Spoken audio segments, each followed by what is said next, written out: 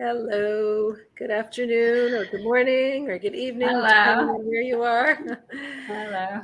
Hi, this is In Conversations with Chana. I'm Chana Weisberg, and I have a special guest with me today. Her name is Shayna Goldberg. She's going to talk to us a little about her story of having a miraculous child, the challenges that went through, the struggles that she encountered, and what it was all like and what her life is like now. So, Shayna, would you like to introduce yourself a little bit to us? Sure. First of all, thank you for having me. Um, I'm I live in Chicago and grew up for the most part here, and in the Chabad community, to Chabad family, and went through the system, expecting to have to build a beautiful Jewish family with lots of kids, and life doesn't take you always where you expect it to go, So, I guess right? you got married and you expected children pretty quickly. Yeah, yeah. Yeah. Okay. And what happened? So, we got married in 2010, and after a number of months passing by, we saw nothing doing, and I wasn't too concerned.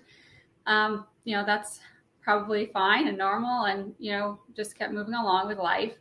But after, I guess, I don't know exactly how long it was where we started to think, maybe we should see a doctor, maybe we should find out if anything's going on. And I also started having just like really wonky cycles, and that kind of alerted me that should get this, Yes, checked out, sure. right? And that kind of started our journey, which continued for the next couple of years, going from one doctor to another doctor and trying to get to the bottom of what was going on that was preventing me from having children. And Were you worried at that point? I was definitely upset that it wasn't going smoothly. Hmm. And I guess worried like impatient. Sure. When is this going to happen? And is this going to happen? And what's it going to be like? Um, and it's all the highs and lows of like building your hopes up, and then they get dashed, and then you build your hopes up and they get dashed. Of So course. the frustration that comes along with that, the ups and downs of that journey. Sure. And I guess seeing Yeah. everyone around you have what you are hoping for. Right. Right. Yeah. So we when we started, touching base with doctors specific, to this field, um, they ran like a number of, batteries of tests to check that, check all the basics, um, and they didn't find anything that they could pin it on, of what's going on.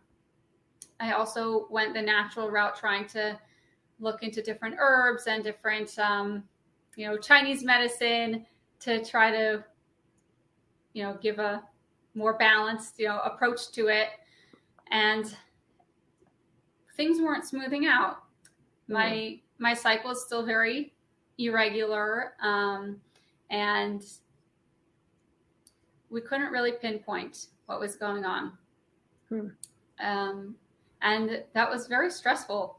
Stressful to be like going through that, and also showing up to life, and doing your job and keeping your Sure. house, and so at some point we moved to Chicago. We had been living in New York, when I got married, and then we moved back to Chicago, where I grew up, and continued here with another doctor. And we were already at that point going through IVF, trying that route, and IVF wasn't really doing it for us either. And around that time, when I was having yet another IVF cycle, it was Pesach time, And yeah, and my father told me one day, we were by my parents' house. My father said, I had an interesting dream last night, and I want to tell Your you about parents, it. your parents in Chicago.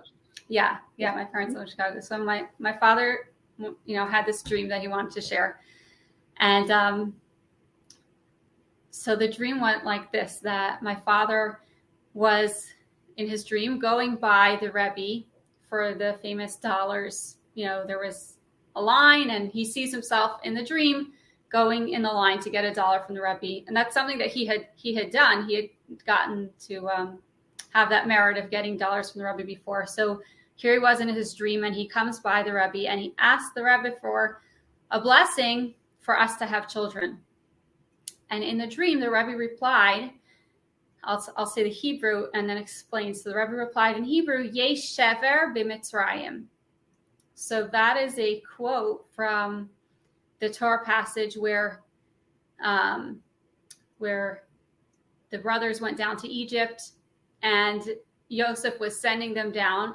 Yaakov, their father, was sending them down to Egypt, and the purpose for sending them down was to get grain because there was a famine in the land. So he tells them, I feel that there's hope in Egypt. So literally that there's hope that he'll, that they'll be sustained by the food there. But the sages teach that there's an underlying message that he didn't realize what he was saying, but there was hope in the form of them finding Yosef, finding their long lost brother. So back to the dream, that's what the Rebbe told my father in the dream. There's hope. And that was the end of the dream. So what do you do when you hear such a dream? First of all, in Hasidus, we give, or, in Judaism, we give, what importance do we give to a dream? So we say that if a righteous person, a tzaddik, appears in a dream, then that's meaningful because they are masters over where they come and where they choose to show themselves. So there's some importance to having a tzaddik, a righteous person in your dream. So my father's telling me this story. I say, okay, there's importance to that. The Rebbe is saying there's hope. So that's a beautiful message. But okay, I guess just wait to see how, right. Right. What am I going to do with that? And so we just kind of put it away in the back of my mind. And going back to, we were finishing this IVF cycle and it was unsuccessful. And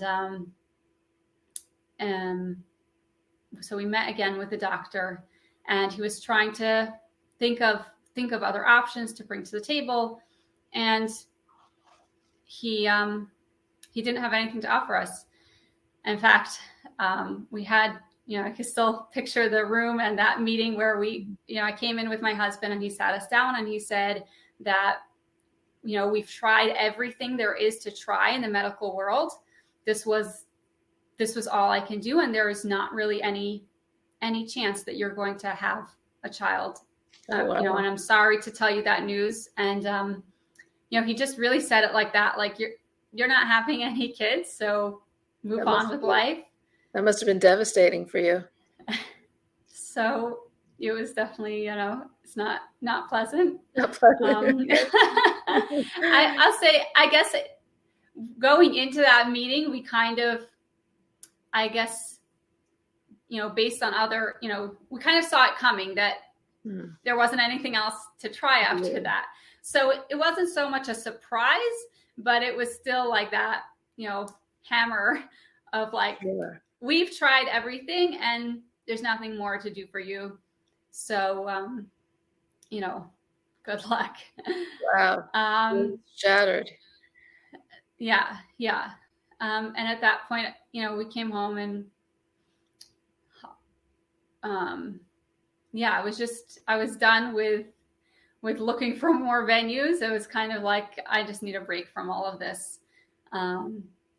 We had been working with an organization that helps, Bonei Olam, who helps to facilitate, finding the right doctors. And they were pushing me, to let's go to a new doctor, see if another doctor has something to say. And it was just very,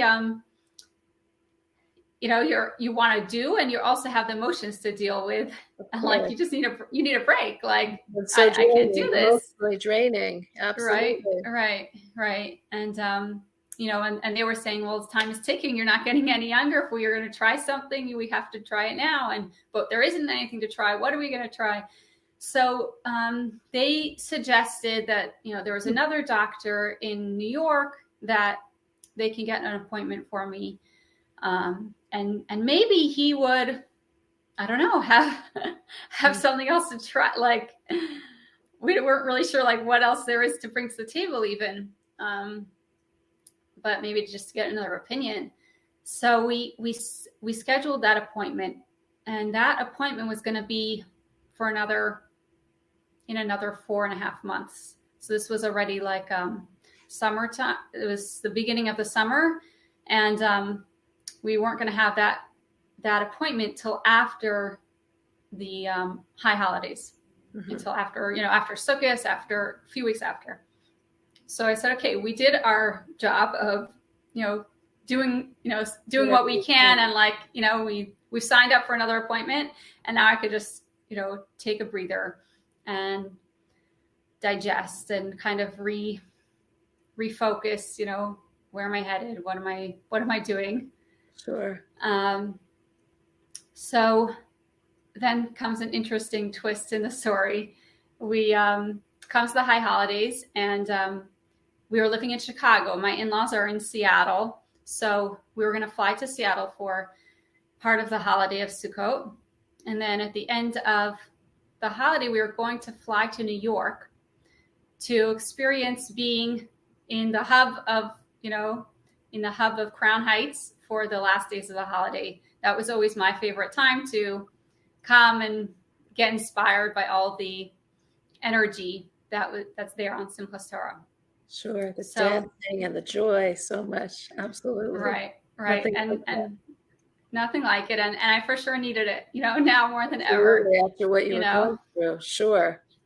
Yeah. So it was going to be a big, 3-point trip, Chicago to Seattle to New York, back to Chicago.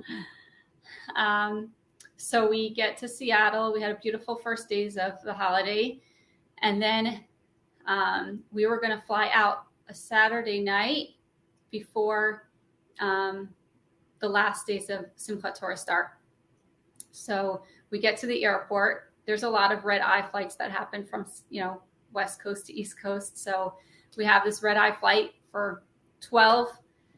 Get to the airport, and it's like very quiet in the airport and very empty. So we come up to the ticket counter, and we can't find anybody there at the ticket counter. And we can't find anybody to talk to. Like, what's happening? Do we have a flight? Like, where is everybody? And then we see one of the flight attendants leaving. And we stopped her and said, look, where's our flight? Isn't it supposed to take off in a little bit? And she said, we don't have any flights right now. And as it turns out, and I don't know how this happened, but we had booked a flight for 12 hours earlier. We had mixed up the AM and the PM. And our flight had left 12 hours ago. And here we are without a flight. So we don't have much time, because if we want to get to New York before the holiday starts, we can't, there's only a limited amount of time that we can get onto another flight in order to get to New York on time for the holiday. So we asked, do you have another flight? No, we don't have any flight going out before, 12 tomorrow, which won't get us there on time. So what are we going to do?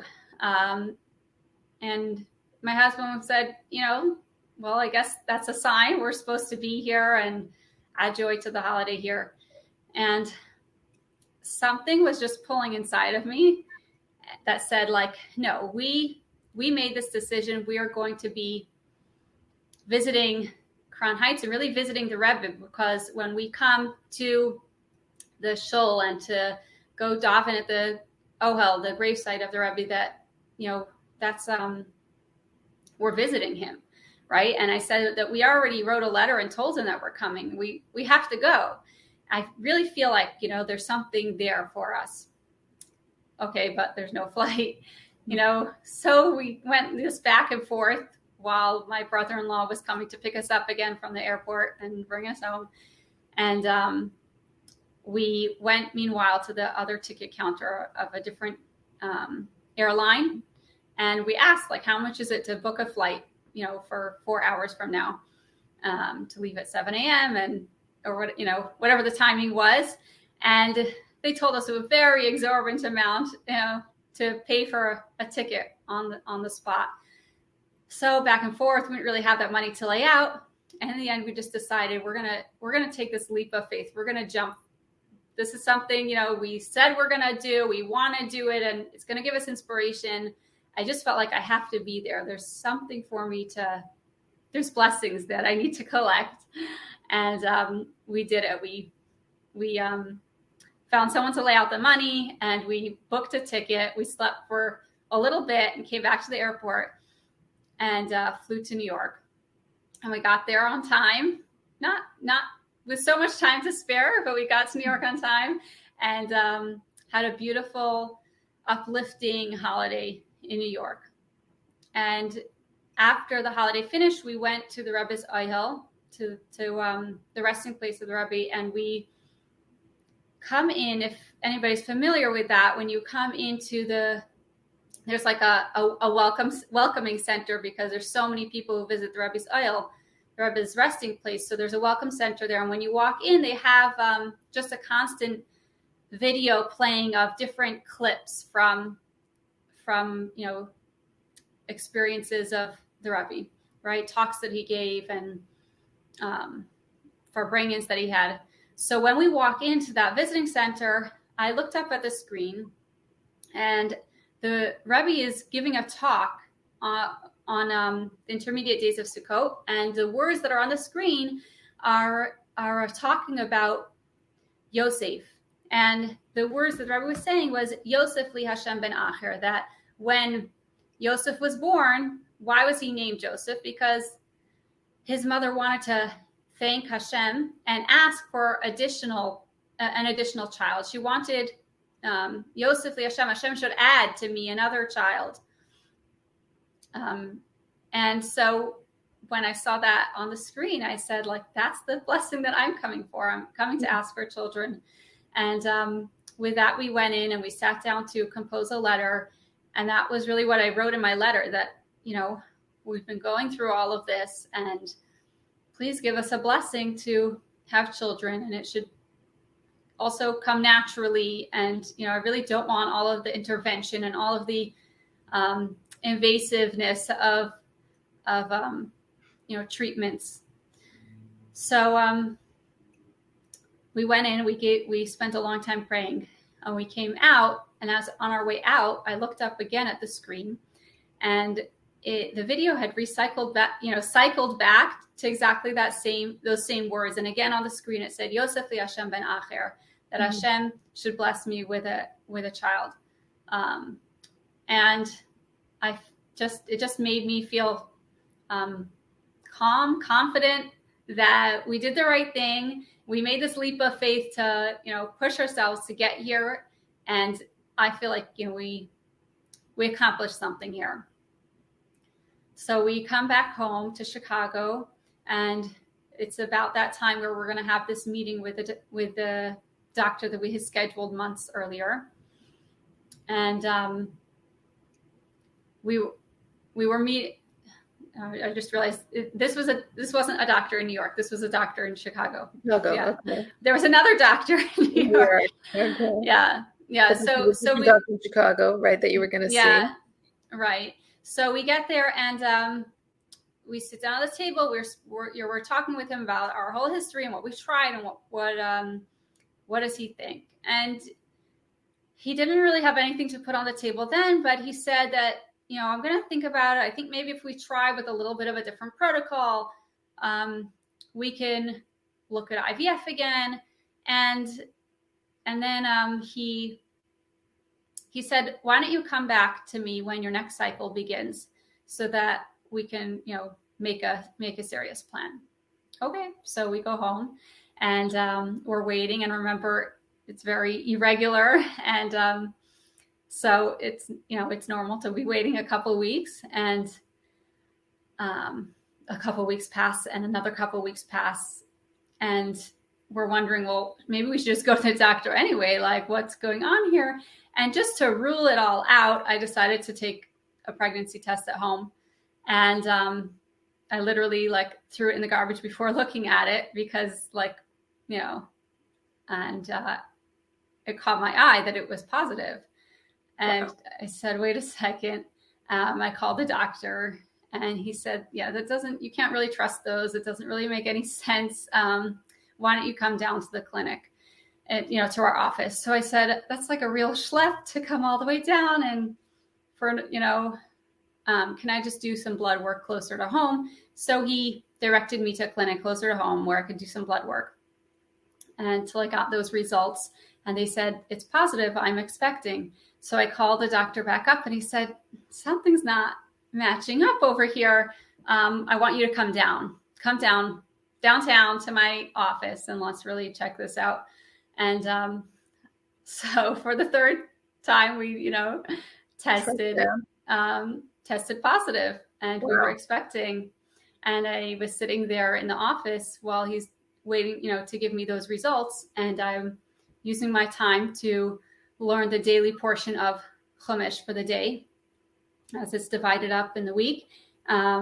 And I see that the portion of that day's Chumash, as I'm reading the words, I see it's the words Yesh Shever b'Mitzrayim, that there's hope in Egypt, the same words from my father's dream. Wow. Wow. That's So, amazing. Was the doctor shocked that you were pregnant? yeah. I mean, they were didn't make any sense to them.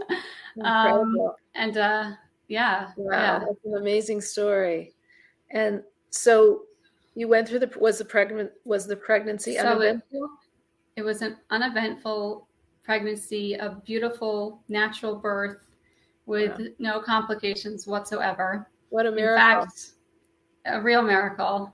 In fact, my daughter ended up being born at home because I just didn't, it was going so quick. I didn't get to the hospital in time. Oh, wow. So Wow, it was just incredible. really smooth the whole way through. How old is your Um, daughter now? so she's 8 now. She's 8 And now. yeah, So, yeah. when you mentioned the story to me, you said the story didn't really end there. What did you mean by that? Yeah. So it's funny because my husband likes to share the story a lot. I've shared it a lot less. It's very personal, Yes. and it's it's still a journey, as in, um, like, so she was born, thank God, and now we want more, and it's not finished. And so we've continued to see doctors and speak to, any different resource that we can find. Um, and that's still a process. And at the same time, um, is again, you're still continuing to live your life, and thank God now be more involved in, raising my daughter. And there's, I guess, this extra push that, like, when you have a child, then, you also want the best for your child. And so, like, I want her to have siblings, Right. so you're carrying all of these things. And, yeah, And the so what journey doesn't end there. It's, a beautiful miracle story. And, then you have to continue to. it's interesting because so often we hear these miracle stories, or not so often, but when we do hear them, we think that's it, and they lived happily ever after, but there's real life after that. And in the real life, you want that Yosef Hashem li bein acher. You want another child. You want another child to be a sibling to your daughter. So how do you Right, how do right. you how do you grow from that? How do you deal with the challenge? And how did you deal with the challenge all those years that you were waiting for her to come? And Yeah, what are your feelings and emotions now that you're feeling, and how do you overcome those struggles? right. So it's like almost two different stages. It's like the before she was born, and then the after she was born. I'd say, so while we were still waiting for this miracle to happen, and just starting out our journey of infertility, I read an article, just an article that I picked up in a magazine, and I remember it was an article about a woman who was going through infertility, and the article was trying to bring out how people have to be sensitive. And the way that they were bringing that out in the article was like showing her thoughts and her feelings and like all the triggers that were happening to her throughout the day. When this sister-in-law said this and when this family party happened. And, so it was really bringing out from her perspective all of the pain and all of the triggers.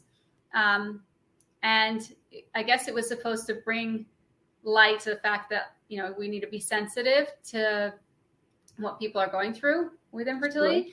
But I really didn't like the article. and it struck me that all of that, I guess I was looking at it, it made me look at it from the outside of look at how her family has to walk on eggshells around her. Mm-hmm. And her friends have to walk on eggshells around her because she's so sensitive. And granted that those are real feelings. And, myself and many people, could feel that way and be triggered that way. But like, why should it just gave me this perspective of why should my pain take away from your life? In other words, like, this is my journey and you have your journey, and there's valid ups and downs in your journey. And like, why can't I celebrate your beautiful family that you're growing, the challenges that you're going through? And like, why should my journey take away from your journey? Interesting. Does that make sense? Yeah. Like, sure. But do you think that people should be sensitive in some ways? In other words, is there right things to say or wrong things to say or actions to do that, to be aware of that someone is going through such a journey? So, yeah, there's a lot of, I think people do share a lot about how we need to be sensitive. And I don't think that there's one way to really be sensitive aside for, gaining knowledge, like really learning about what that means. I guess I'm looking at it from my perspective, like, I can't control what other people are going to say or do, or how much they know, how sensitive they can be. Like, I can't give anybody, I can't make them sensitive. Right. You can only do if they're not. Right. So, so you chose not to be sensitive when things triggered you or when people said things that maybe they shouldn't have. Yeah, I guess I took that perspective as a tool that to really step out of my, if I'm all enwrapped in my pain and right. I'm not seeing the other, the other side of it, then I'm losing out because I could be involved in their life and I can see and be a support to them. Like just getting out of myself a little bit. And then I can deal with the pain in a very different way. That's very big, that you're able to step aside from your pain and just see their joy and really appreciate their joy, really, really live with their joy, really be happy for them without looking at your own pain at the same time. Yeah, thank you. I like, and I don't want to say that like, there is the pain there and it's something that I definitely, have to work through on my own. But again, like I want to have an open relationship with my siblings, with my friends. And if they're afraid to tell me that, let's say my friend doesn't want to tell me she's expecting because she feels like, oh, what is she gonna, it's gonna be hard for her to hear that, then that's not an open relationship. I'm losing out on that relationship. And then I'm really limiting myself to who I'm going to be close to, who I'm going to be friends with, I guess. That's a very interesting perspective. So how do you deal with the pain that you do feel, or the challenge that you do feel? Yeah. So I guess choosing that perspective and really like keeping true to it, trying to tap into it whenever the going gets tough. I guess another tool is seeing the hashgacha pratis, the divine providence that leads us, like letting it guide me in my life. So trying to think of like an example of that. Yeah, how would that translate? Right. Like when you know that everything that God is doing, he's doing for a purpose, right? And he's doing it, it's all part of this bigger picture. There's purpose in my journey. There's purpose in what I'm going through. It's the design that's, set for me to grow. And like if I really lean into that, then I can maximize the growth that I'll gain from what God is giving me. That's a little bit of another idea, but going back to like the divine providence is like, so anything that God sends my way, if the bigger picture is part of his plan, then every detail is also part of his plan. So the fact that I heard this piece of news yesterday, and then that ended up helping me to, the next day for something that I needed to know, or a resource. Like, for example, let's say, we were asked to, often people, when they have a bris for their son, a circumcision, so they'll offer the honor of carrying the baby in. They'll offer it to a couple that is waiting for the bracha, the blessing of children. So we get that a lot, and so somebody asked us once to have that honor, take that honor. And I really wasn't feeling up to it. It just wasn't, I wasn't in the mood, shall we say, of it. And it ended up that they really were counting on us. So we ended up showing up and doing our part. And then it happened to be that being there at that bris, my husband sat down next to somebody who had a conversation with him, which led him to meeting another doctor who has been really helpful to us right now in, this next part of our journey. So like seeing the divine providence in every step of the way really helps to remind me that, God cares about me. It's not this challenge is not a punishment, so to speak. It's an opportunity to grow and to be closer to God. So the more I open my eyes to that and see how he's giving, looking out for those signs, the more encouraging it is to me and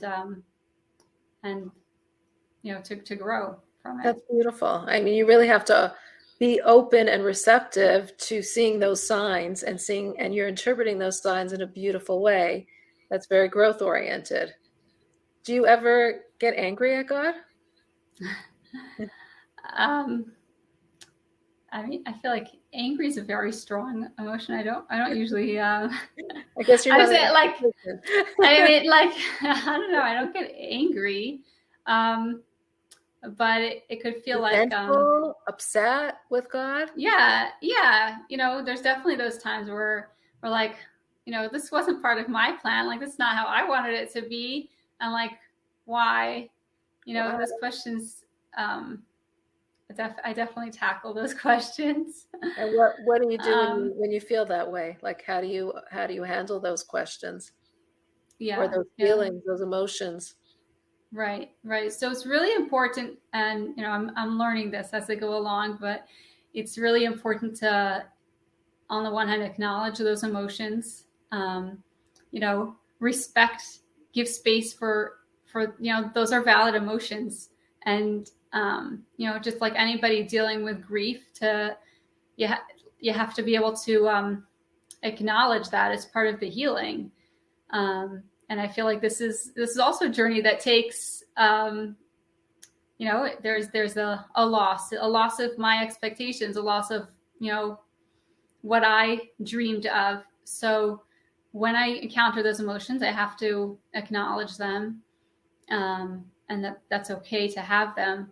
But then the question is, what do I do after that? Mm. And it's so easy to sink into that and start feeling self-pity and to start feeling, um, just um, not in a place of like being energized and purposeful. And Sure. it's not a good place to be in. I think we'd all agree, Sure. to be like depressed and feeling down. So I don't want to be there. Right. And I guess, pulling on those perspectives again to pull me out, and pulling on the purpose that there is, and I find the best way to get out of that is to do something for somebody else, Mm. to reach out to somebody else who might need um, a listening ear, or reach out to just do a favor for somebody. We're like looking from the outside, getting out of my own narrow, you know, narrow Active. situation perspective. Yeah. Well, it sounds like you do that a lot. In other words, you wanted to experience the joy of another by not focusing on yourself, and you're doing that in this way as well. You want to just go help another person rather than focus on the negativity of your situation. I think that's a beautiful way of dealing with it. That's really special.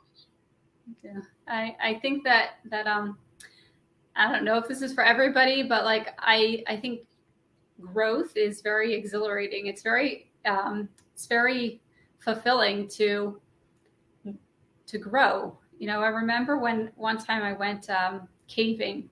If you've ever done it, it's Caving?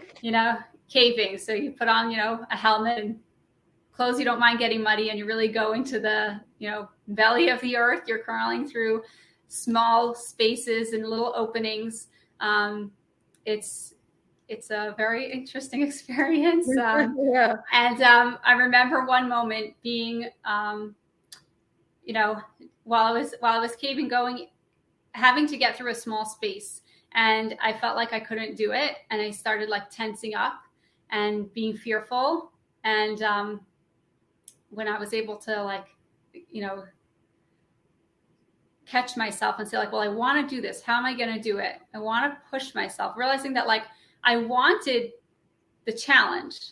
Hmm. And if I want the challenge, then wanting the challenge in order to like grow from it. Right. So I have to get myself into a mindset to be able to accept the challenge. Because if I'm fearful, if I'm stuck in myself and shut down, I can't. So in caving, literally, like if I was tense and fearful, I couldn't go through that hole. But as soon as I got myself into a different mind space and relaxed, I was able to just slide through that hole and get into the beautiful cave that was, in the next room. So the same thing with other challenges, when you actually face the challenge and decide I want to grow from it, and like be vulnerable to grow, it's a really rewarding experience, and it brings you places where you didn't think you can get to before. Hmm. So I guess Yeah. that's my motivation. Wow. So, What message would you like people to take from this? it's a good question. I think I definitely want to say that I'm not putting down anybody's journey. Everyone has challenges, and that's not going to be the same as me, or they're not going to take it the same as me. But I hope that can encourage other people to learn about different ways that they can, new perspectives that they can take on, and have the courage to face the challenge and grow from it, and Hmm. and not feel down or alone that you know you have this challenge, but it's an opportunity for you. That's amazing. I guess we sometimes feel just so overwhelmed with the challenge that we can't see out. And you're saying find a way to see out and see beyond it and use it as a growth experience. So just kind of accept it at some point so that you can just not be so tensed up and grow from the situation. Mm-hmm. In other words, like what people will tell me, and I get this sometimes, like like it must be so difficult and it's so hard, and like yes, that's true, right? But I'm very happy with my life. I'm so grateful for what I have. I feel like I have a beautiful marriage. I have a beautiful daughter who I'm having so much joy from, and I have a community. I have friends and opportunities and fulfillment. Like I don't have to just be stuck in that self-pity, and you know there's something I can make out of it that's even more rewarding. Beautiful. Wow, beautiful. Thank you so much for joining us, Shana Goldberg. Pleasure. Shana, I hope we'll have another interview with you in which you will be blessed with all your heart's desires and more. And may Amen. the miracles continue, and may you continue to shine your beautiful light and your beautiful perspective so that we can all grow in our respective situations, no matter what challenges or struggles we're all going through. Thank you so much, Amen. Shana. Thank you. Thank you. Bye.